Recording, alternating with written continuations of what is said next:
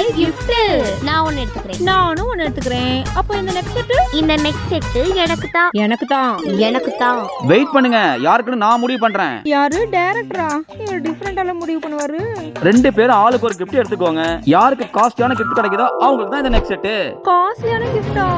இதுல எதுல இருக்கும்? நான் இதை எடுத்துக்கிறேன். ஆஹா, அது எனக்கு வேணும். சரி ஓகே, எனக்கு எதுவா இருந்தாலும் ஓகே தான். ஆளுக்கு ஒன்னு சூஸ் பண்ணிட்டீங்களா? தனியா போய் பிரிச்சு பாருங்க.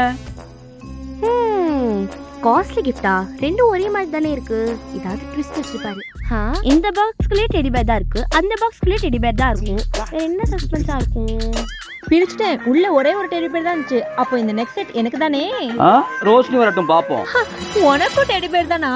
ரெண்டு பேருக்கும் சேம் தான் இருந்துச்சு. அப்போ இந்த நெக்ஸ்ட் செட் யாருக்கு? உனக்கு பாக்ஸ்க்குள்ளே டெடி பேர் இருந்தது மட்டும் தான் தெரியும். ஆனா இந்த கிஃப்ட் பேப்பர்ல இந்த 100 ரூபா ஒட்டி இருந்துச்சு.